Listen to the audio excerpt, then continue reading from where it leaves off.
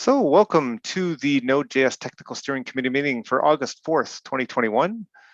We'll follow the agenda in the issue which was tagged in the repo, which is issue number 1065. And I guess before we get started, does anybody have any announcements that they'd like to share? There was a 16.x bug release yesterday. Thank you, Targus, Michael.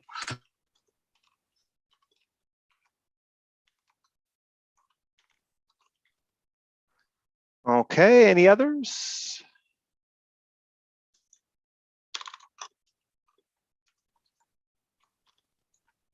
In terms of the CPC and board meeting updates, I don't have any update on the board side of things. I know, Rich, you're officially now our CPC member, so thanks. I don't know if you have anything you want to bring up on that front. No, I wasn't able to attend yesterday's meeting, and I probably won't be able to attend next week's meeting, but I'll work out my schedule to hopefully attend more regularly after that. Okay.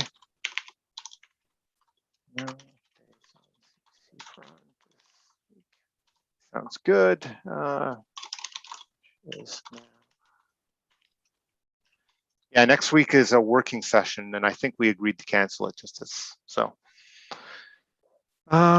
Okay, so let's move on then to the issues which are tagged in the agenda. So the first one which is tagged is errors display Node.js version at the end of stack traces, number 38332.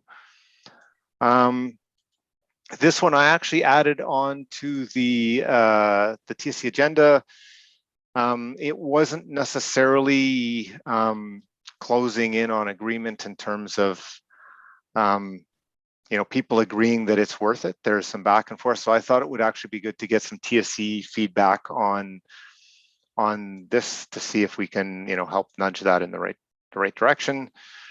The PR itself is basically adding the node version to stack traces in certain cases, so that say you get a stack trace reported, directly from that which version of node it was.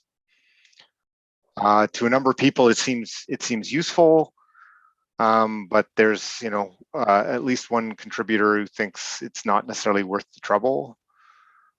So I wanted to get some feedback from the TSC members in terms of whether we think that good idea, not good idea, and we can comment in the issue on that front.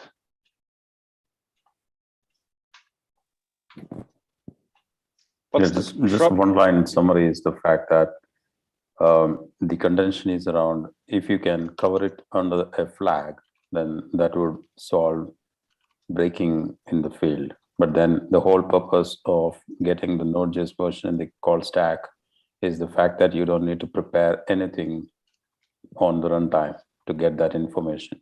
If you have that liberty, then you can go and check with the user to see what is the Node.js version.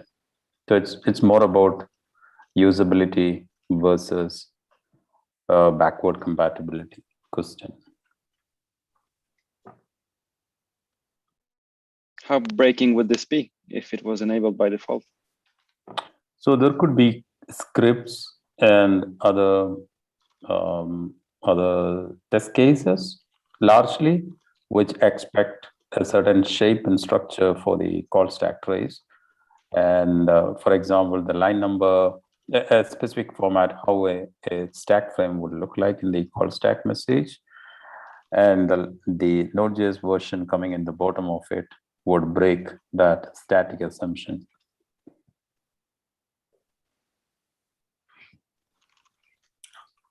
So it did require changes to a number of our tests. And it is marked Semver major for that reason, in terms of, for tests in particular who are dependent on a particular stack frame shape, it can have an impact. But it's basically adding that one line. So it would depend on how tightly you're, comparing the stack against something else. Just to be clear, is it only for the stack traces that are printed when the process exits because of an error, or is it on all stack traces? It's only in case the error will shut down the JS.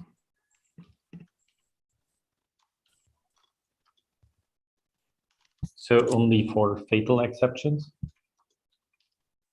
Sorry to interrupt, but Nikita is waiting to be promoted. Okay.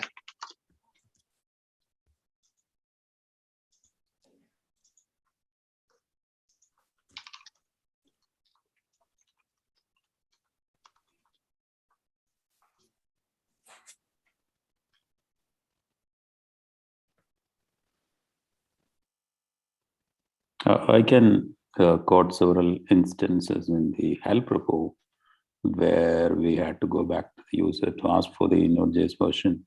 So if the exception is carrying the version information, that's definitely going to be a good usability from the serviceability perspective. And the turnaround time for supporting or diagnosing such cases. That's the positive side of it.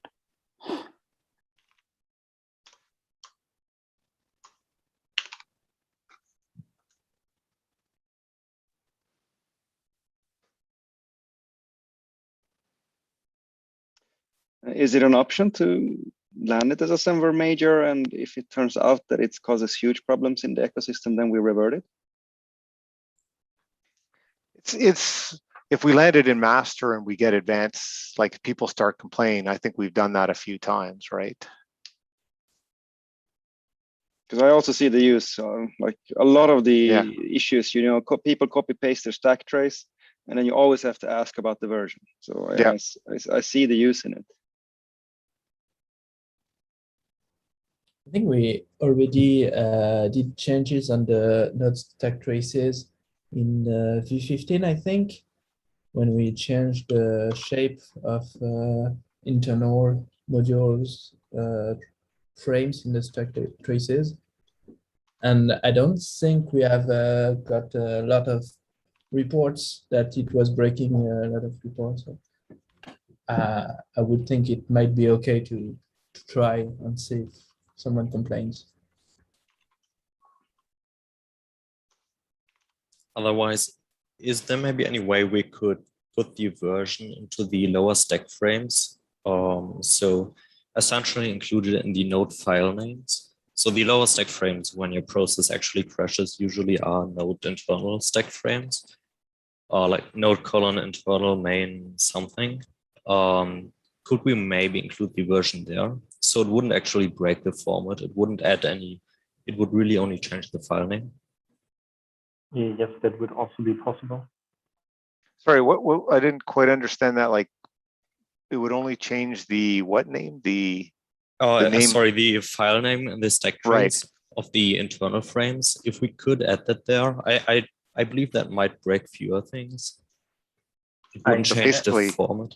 Like to be as, if I understood correct, you would want to add another spec frame pretty much that would say via Node.js as a spec frame how it is visualized at the moment, instead of having it below other properties on the error. No, sorry, not an additional stack frame, but instead of using node colon, then the file name for the internal stack frames, maybe node colon, the version colon, the file name, or any other compatible format. I don't know if that would break stuff. But wouldn't that break parsing that tries to find which stack frames are from Node or not? Yeah, and it would also be pretty redundant and verbose, because it would be on each stack frame, right? That is Node internal. Well, sure, it might be redundant. It's just trying to reduce the amount of breakage we might expect. And if we can't, people can't really rely on the internal file names of nodes. So it doesn't sound like a terrible idea to me at first, but I only just thought about it. So, I mean, about breaking or not, it's only about exceptions and that are fatal. So someone would have to actively listen on the output from a child process, for example, and then parse that output to expect the specific ending from an error message. And that is not all that likely. So I don't believe that we do have an actual issue here. Actually, I'm not sure that the objection is because of breakage, of possible breakage. It's not It's not what the contributors said in the issue. They didn't really say why they are against it. I think it's If they don't say why like, they're, go ahead. if they don't say why they're against it, and if they don't respond to requests to explain, then they can be dismissed. That's like explicitly in our. But I think the thing here is like, I think the waiting behind this will cause more trouble than benefit. Yeah, but they don't say what the trouble would be. I think the only trouble is that, you know, you're like our tests, like if and tests are not, you know, I think we had to change a good number of tests, but that's, so it may happen to other people's tests. I think it's much, much less likely, as Ruben was saying, that it actually affects real code.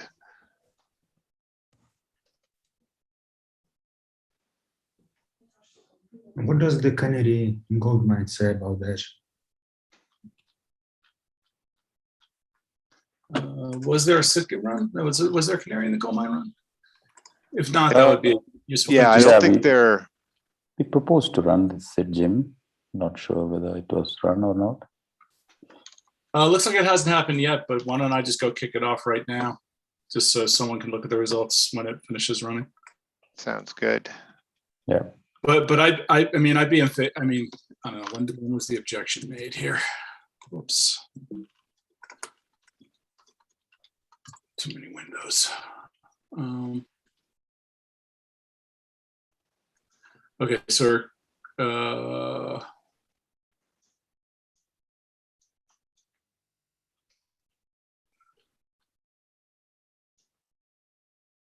I mean, yeah, we can keep the objection conversation going in there, and you know, like try to keep the conversation, you know, dialogue for another week or something. But I would be in favor of just having a vote on it at some point soon, even today if we wanted to. But I don't think there's any rush. Yeah, I guess it would be like, do the people here, like, I'm not sure we need a vote or whatever, but like, do we need the first step might be like, we talked about it at the TSC meeting, and generally the TSC thinks it's worth it, doesn't think it's worth it. And then, you know, next week, if that doesn't then sort of unlock the conversation, we could then decide to say, well, we're going to overrule the objection or not. And well, I think what you can say is, you know, we're going to run Canary in the Gold Mine and look at the results. And and if there's nothing too alarming in the Canary in the Gold Mine results, you know, we'll take it up again next week. And yeah, and hopefully by then, you know, you can include a comment if you want that. Hopefully by then, conversation will have happened, and concerns will have, you know, the concerns that have been raised will have been addressed. But I don't see how they'd be addressed. It looks, you know, it seems to me like the opposition is just to the entire concept of doing it. I think, but I could be wrong. So conversation should probably continue. But I'm going to go run Canary in the Gold Mine and shut up right now. okay, so I think that's I just add a comment that we talked a bit about it and the next steps, and then we can leave it on the agenda to talk about it next week. Sounds good. The next issue is rename default branch from master domain. So I think I don't have an update. I haven't had time to actually go back and look at the ones that I opened some issues. So I think there's probably a few more we could do, but that's just on there to remind us to continue to work on it. I don't know if anybody else has any updates this week.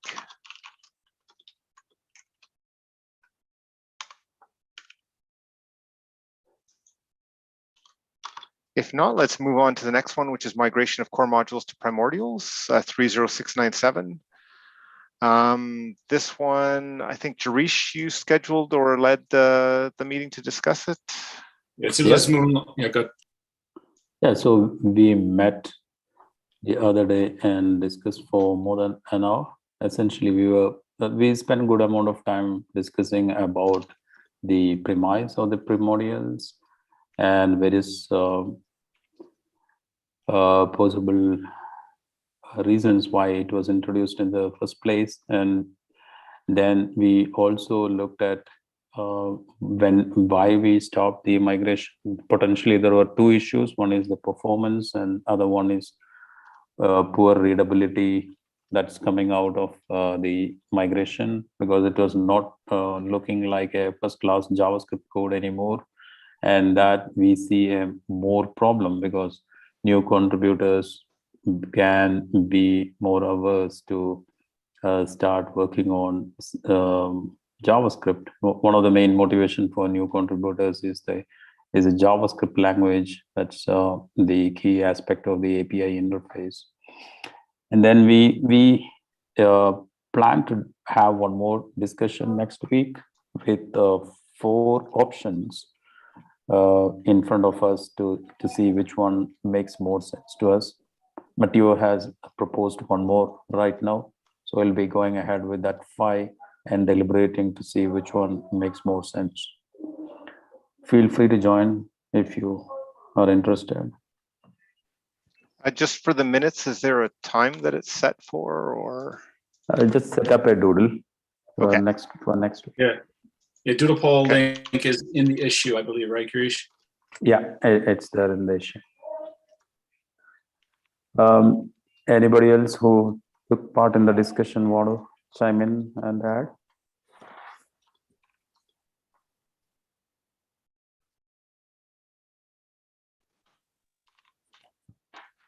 Okay. Okay. Well, no, thanks, Jarish, for helping to move that forward, and we'll leave it on the agenda to discuss once get the update next time after the next meeting takes place. Okay, the next issue is number 1063, the Node.js Internet Bug Bounty 2.0 invite. I put that on the agenda. A few of us, I think, who'd been active in discussing the original bug bounty, were sent an email basically saying, hey, do you want to participate in version 2.0? So I opened this issue to make sure that everybody on the TC was aware, could read up on it. And, we should have a discussion because we need to make a sort of provide an answer that says, yeah, we're interested in getting involved or not.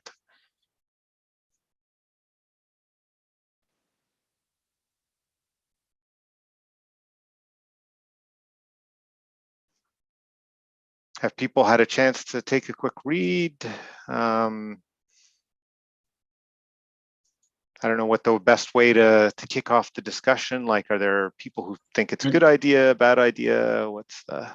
I don't think we need to make a decision here. I think the discussion's going on in the issue tracker, right? I mean, I guess it died down a few days ago, but yeah, there hasn't been too much. It'd be good to have the conversation all in one place. I don't think there's any. Yep. Nothing has come up that would require us to have a real-time conversation. Is there?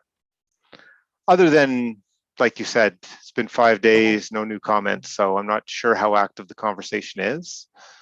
Yeah, I kind of wonder if TSC might be the wrong body to talk about it, and we might want to pull in like specifically the security-minded folks, like the people who do all the work on HackerOne, like Matteo, Dan. I know Nikita cares about security a lot, and a few other people. I wonder if those are the people who really should look at it. Although Matteo weighed in and said +1, so yeah. Anyway, I'm sorry, I don't mean to short circuit. I think that's not a bad idea, although saying yes probably means like we could use more people helping out to triage the things that come in. Maybe. I mean, it might have no effect. We don't know, right? Yeah. If it'll have more bug, if it'll result in more bug reports. Well, that's the whole purpose. It's to get bug reports earlier. I guess you could say maybe overall it would average out the same, but you'll get them earlier. But I think the idea is you'll get more and be able to fix them as opposed to them being out there. Yeah, more people who want to fix stuff, which you'll get more people who want to fix stuff if they're getting paid, but that's like not something we can really do because we have a hard time paying people, but also just that like we'd have to sufficiently trust whoever it is to give them access to this stuff. It's so I mean, we already probably have too many people with access to the HackerOne information, in my opinion. But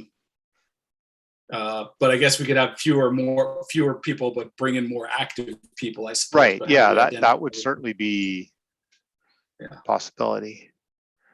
Yeah. I guess if people don't have opinions now, I agree we can leave this, but it would be nice to get the conversation going in the issue, and that. Does the security working group still meet once in a while? Would this be something we want to put on their agenda or ping that team to discuss? There hasn't really been an overlap there. I mean, we effectively renamed them to the ecosystem security working group specifically to say they weren't handling this side of things. Yeah.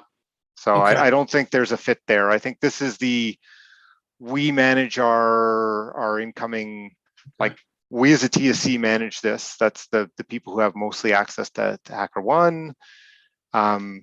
We chose to participate in the bug bounty. And we've got to come up with we're interested in rolling in the pilot. If we did, we'd need to figure out like, okay, if they're going to give some money for fixing, can we leverage that? Can we use it to help support? We are getting some help from the OSSF. We could use that to help support that. We could say maybe some people within the project can be awarded bounties, right? Like I know there's comment that a number of people come from companies where they couldn't, but maybe we don't need to say no to everybody because of that, right? If there are some people who could do it. I'm curious if we'd have to kind of figure that out. Sorry, go ahead. I was just going to say, I'm curious if someone who's not you or me has comments on this topic. Yeah.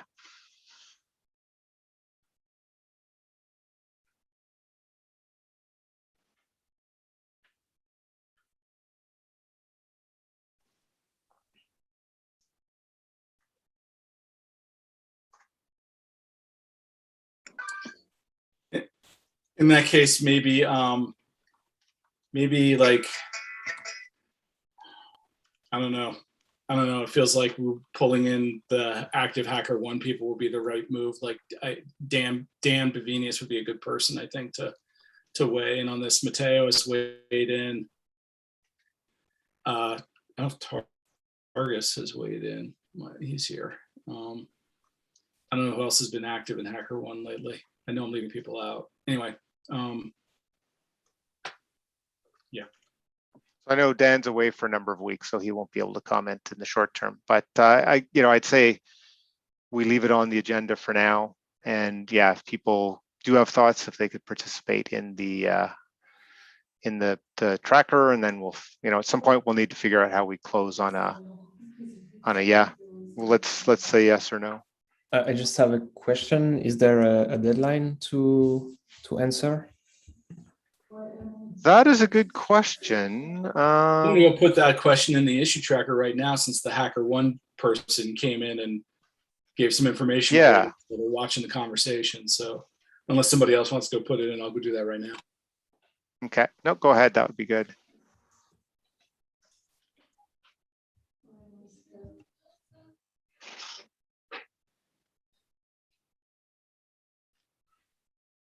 Okay. So let's move on to the next one, which is the moderation team certification 1062. Rich, I believe you added to the agenda. Yeah, and it looks like there are enough upvotes in that issue to say that the proposal passes, unless anybody here wants to raise an absolutely last minute concern. I think we're going to take everybody in there as recertified and go from there. And I'm going to close the issue, and we'll proceed with necessary onboarding and offboarding. And thank you.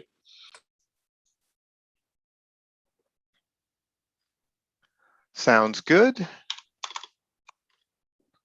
I'll assume silence and no comments in the chat mean that there's no opposition, so it sounds like it passes.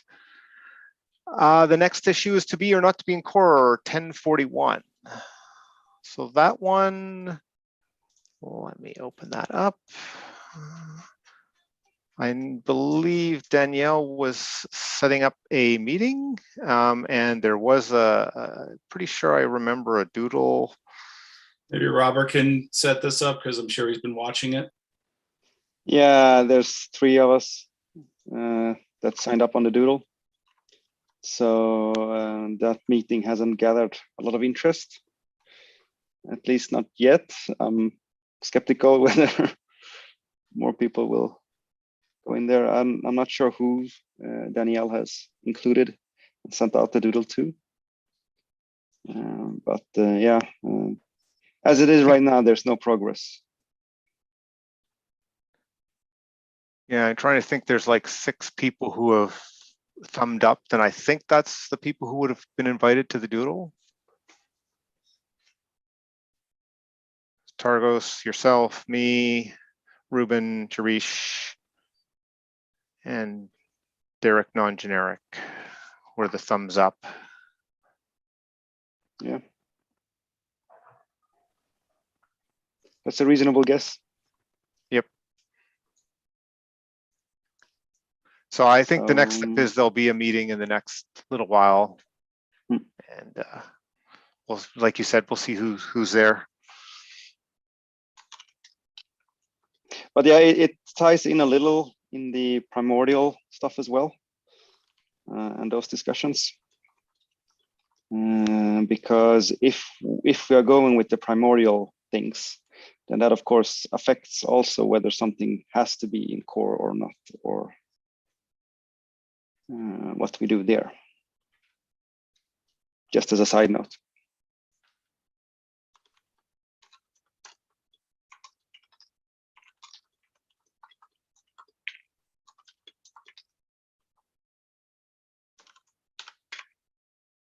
Any other comments or things people want to bring up on that one?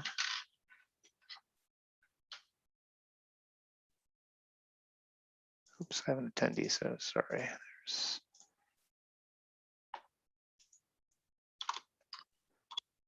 Okay, the last thing on our agenda is the next 10 mini summit, just an FYI, again, that's tomorrow. So just want to make sure people are aware, and if they can make it, that would be great.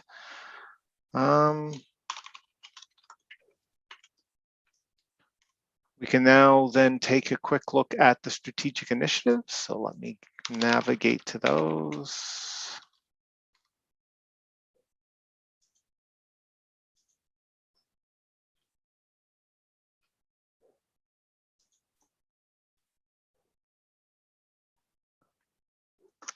So Antoine, sorry, anything on core promise APIs you want to update? Yeah, so I've put in the issue a status where we are in the promise transition, and there's one open PR to add a promise version for readline that needs reviews. So if folks want to go there, it's 37947.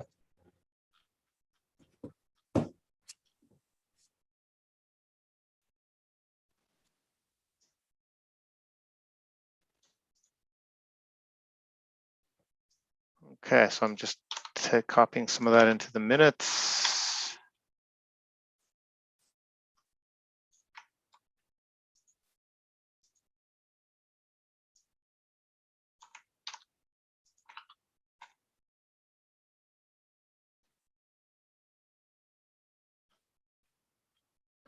Okay, any other comments, questions before we move on to the next one?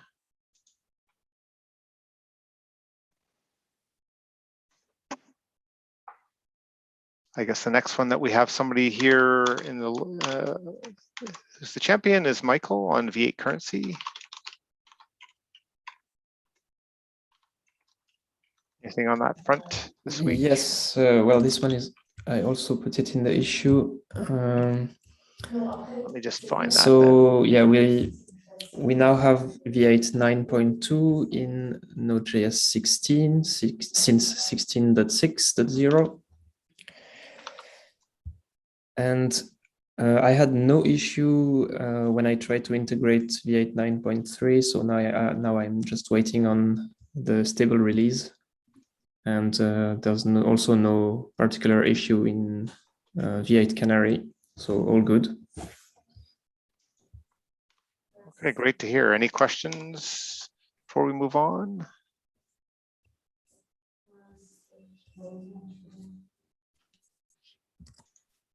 Okay, if not, that takes us to the end of the agenda. Are there any other issues people would like to talk about before we close out the public session?